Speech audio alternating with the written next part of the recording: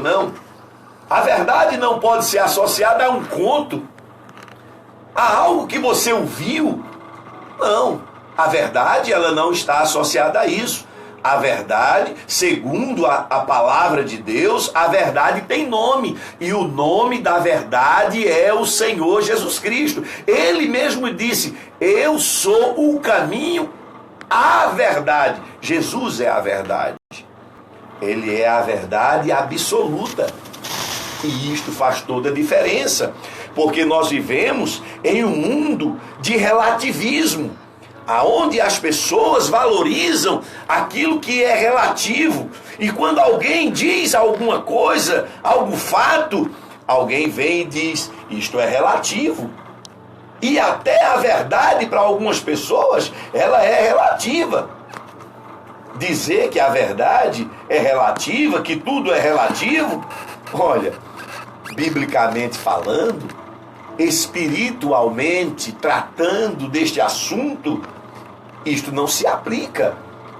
Porque Jesus, ele mesmo afirma, e eu prefiro ficar com aquilo que Jesus diz do que aquilo que os filósofos dizem, do que aquilo que os estudiosos dizem, do que aquilo que os pensadores dizem, do que aquilo que os ateus dizem, do que aquilo que as pessoas, de alguma maneira, às vezes equivocadas, dizem. Eu prefiro crer no que a palavra de Deus diz, e a palavra de Deus é a verdade. A palavra de Deus, ela é a verdade. E a palavra de Deus, que é o verbo encarnado, é o Senhor Jesus Cristo, que disse: eu sou a verdade. Interessante é que o homem, quando ele conhece a verdade, ele pode ser liberto. Ele pode ser liberto de muitas coisas que pode ser até mostrada como uma verdade, mas que não é a verdade. Por isso que Jesus, ele disse: conhecereis. Quando o homem conhece, quando o homem tem o conhecimento, quando o homem descobre, o homem, ele passa a lidar com aquilo que é real, concreto, a verdade. O que é que leva tantas pessoas hoje a viver uma vida desregrada, uma vida muitas vezes sendo vitimadas pela depressão, pela tristeza, pelo sofrimento? É porque, na grande maioria das vezes, falta conhecer a verdade. Quando Jesus disse: e conhecereis a verdade, e a verdade vos libertará, veja que a verdade e o conhecimento implica em liberdade.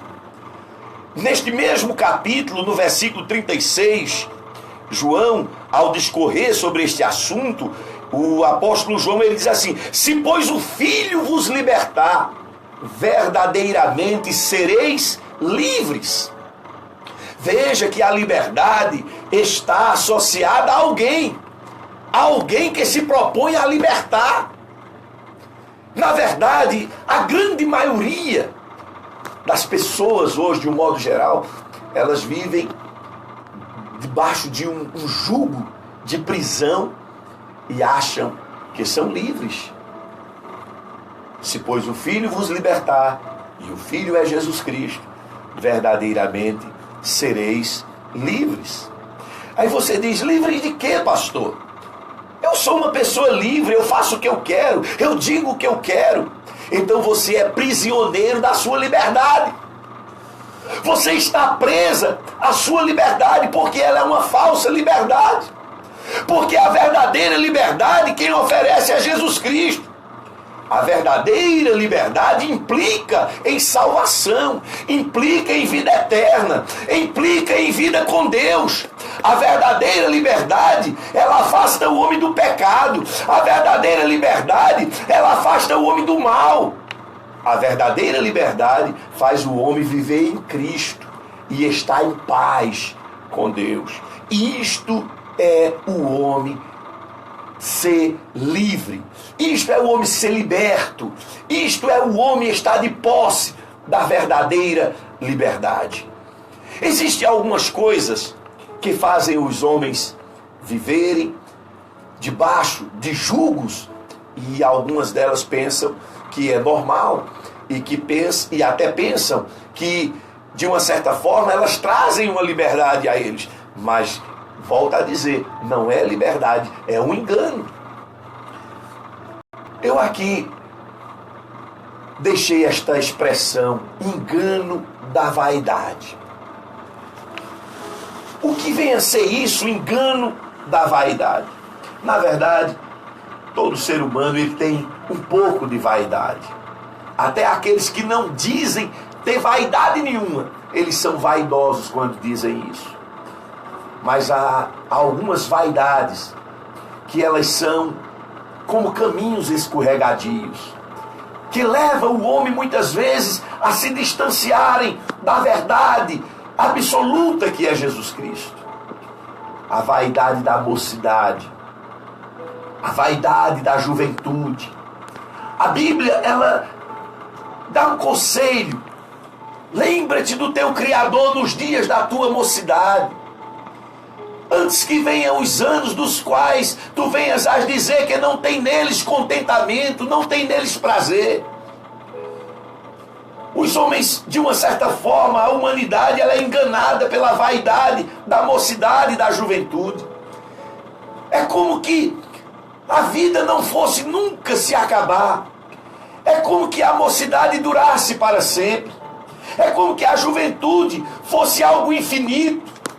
E o homem muitas vezes se veste dessa roupagem de vaidade, como que isso durasse para sempre. O rosto que hoje é bonitinho, que hoje se contempla no espelho e que se maravilha com sua beleza, o narcisismo muitas vezes toma conta dos homens, e os homens acham que isso é uma grande coisa, e é, de certa forma, mas isso não dura para sempre. A vaidade é um engano. A mocidade, ela passa tão rápido, é como a sombra do dia que não tem como se conter. A mocidade, a juventude, é como a flor da Eva, que nasce no campo de beleza, e enche o campo de beleza, quando floresce, quando mostra suas cores exuberantes, quando seu perfume, seu aroma enche toda a terra, mas que à tarde logo vem a temperatura alta, o sol queima, e ela murcha, e ela perece, e já não se acha mais. Assim é a vida do homem é um conto ligeiro. Se alguém quiser dizer outra coisa, meu amigo, não acredite. Você precisa conhecer esta verdade, você precisa descobrir que isto é uma realidade absoluta. O homem não tem como fugir disso. A vida, de uma certa forma, é uma vaidade, mas ela passa tão rápido. Você pode se lembrar agora de coisas que você viveu há anos atrás, há 10, 20 anos, e é como que fosse algo que aconteceu a semana passada. Você não consegue explicar como as coisas aconteceram tão rápido, como teu cabelo de uma hora para outra ficou branco, como de uma hora para outra você ficou sem cabelo. Pior do que ficar de cabelo branco é ficar sem cabelo, mas alguns ficam sem eles, e você às vezes se depara com essa realidade. Você percebe que a sua pele enrugou, você percebe que você já não tem mais o mesmo vigor, você já não tem mais a mesma disposição, você agora é vítima da doença, você tem que tomar remédio controlado, você tem que ter cuidado com o que come, com o que bebe. Meu amigo, abra seus olhos, desperte. A vida, ela é um conto ligeiro. Não seja enganado pela vaidade da mocidade, a juventude. Tudo isso passa. Como você pode vencer isso? Você pode vencer isso encarando a verdade. A verdade, ela não dói. A verdade não dói. A verdade, ela liberta. A verdade, ela traz libertação ao homem. Eu e você, meu amigo, minha amiga, tome posse da verdade. Tomemos posse da verdade, porque a verdade nos abre os olhos para a realidade. E a realidade é que o homem não consegue fugir dos seus dias que são contados para a morte. Abre os teus olhos, tu não viverás eternamente. Não sabes quanto tempo tens ainda para viver. Portanto, abre teus olhos e entrega tua vida para o Senhor Jesus Cristo. Existe uma outra coisa que os homens muitas vezes vivem ligados a ela, como que ela fosse trazer a solução para tudo: a religiosidade. Religiosidade é um problema, porque religião e religiosidade, esta é uma tentativa do homem alcançar a Deus. E eu gostaria de dizer que religião e religiosidade é algo tão nocivo como também é o ceticismo, a falta de fé, a incredulidade. Tanto a incredulidade é algo ruim, como também a religiosidade o é. A falta de fé faz com que o homem não creia em Deus. O homem nega a existência de Deus e acha que fazendo isso resolve tudo. Eu quero que você que não crê em Deus resolva a situação da morte. Por que você queira que não vai morrer? E eu queria dizer que a solução para a morte não é que ela deixará de bater na sua porta nem na minha. Mas o que é que você tem a perder quando você passa desta vida para outra? É melhor partir desta vida para outra crendo. É melhor partir desta vida para outra levando consigo a fé. É melhor levar desta vida para outra a esperança, do que partir desta vida para outra como quem parte para um passo no escuro, na incerteza. E aí, meu amigo, a situação fica difícil. A realidade é que o homem precisa conhecer a verdade. A verdade é Jesus Cristo. E a verdade é quem liberta. A verdade é quem conduz o homem para fora da prisão, às vezes até de si mesmo. Meu amigo, minha amiga, você que me ouve nesta noite, eu gostaria de lhe dizer também que a religião é uma tentativa de alcançar Deus, e todas elas são assim. Não importa a sua religião, seja ela qual for, é uma tentativa do homem chegar até Deus. Me desculpe. Mas eu queria lhe dizer que o Evangelho é diferente de religião. Enquanto religião é uma tentativa do homem alcançar a Deus, como Paulo falou ali em Atos dos Apóstolos, na sua experiência no Areópago, quando ele esteve em Atenas, Paulo viu ali os homens com tantas imagens de escultura, os homens ali que adoravam seus ídolos, e tinham ídolo para cada gosto, mas ali também tinha um altar ao Deus desconhecido. Era uma tentativa dos homens encontrar a Deus. E Paulo usa uma expressão, Paulo diz assim, que o homem ali tateando tenta encontrar a Deus. Tatear é você buscar através do tato. É o homem sair como quem é cego, tentando tocar nas coisas palpáveis, tentando encontrar aquilo que ele procura. Meu amigo, a religião é uma tentativa, mas o Evangelho não é uma tentativa. O Evangelho é diferente de religião, porque a religião começa na terra querendo alcançar o céu, mas o Evangelho ele vem do céu para alcançar o homem que está na terra. Você precisa saber disso. Conhecereis a verdade, e a verdade vos libertará. Se, pois, o Filho vos libertar, verdadeiramente sereis livres. Meu amigo, minha amiga, você precisa saber que a vaidade, o engano da vaidade, a mocidade, a juventude, não é tudo. É um engano. Quando você abrir os olhos, vai perceber quem está velho, quem está velha. Lembra-te do teu Criador nos dias da tua mocidade. Religião, religiosidade é tentativa de encontrar a Deus. É o homem tateando, querendo encontrar Deus. O Evangelho é Deus vindo ao encontro do homem. Ceticismo, incredulidade, ateísmo. O que é isso? O que é isso? É o homem querendo fugir de Deus. De que adianta o homem dizer não existe Deus? Não existe simplesmente por não existir. Meu amigo, minha amiga, O problema não é esse. O problema é que eu e você vamos morrer. E é melhor morrer na fé do que morrer sem ela. Quando você morre, quando o homem morre, as pessoas tentam até maquiar a coisa, tentando de uma certa forma deixar a coisa mais simples ou melhor de se aceitar. Eu tenho visto às vezes os famosos quando morrem. Isso é notável porque vai para a mídia, todo mundo vê. Bota-se o óculos escuro e aí na hora das entrevistas o sujeito que morre era um ateu, não cria em nada, um zombador, um escarnecedor, uma pessoa que não se lembrou de Deus, não buscou a Deus, um ateu, negar a existência de Deus, isto é o que quer dizer.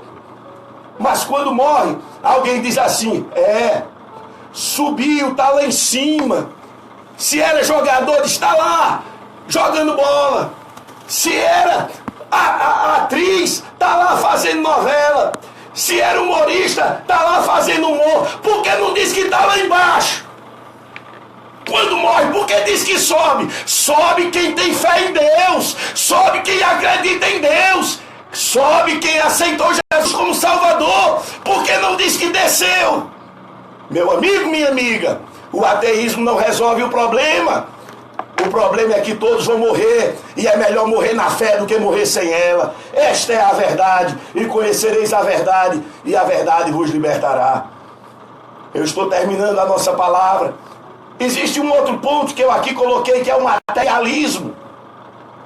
As pessoas se afogam no materialismo, tentando se realizar no materialismo, correm em busca das riquezas como quem está em desespero, achando que isso vai resolver tudo.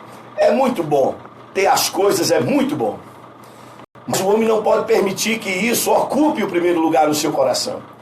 A Bíblia diz que o materialista, ele é idólatra, e a Bíblia diz que é mais fácil entrar um camelo no fundo de uma agulha do que um rico se salvar. Que rico?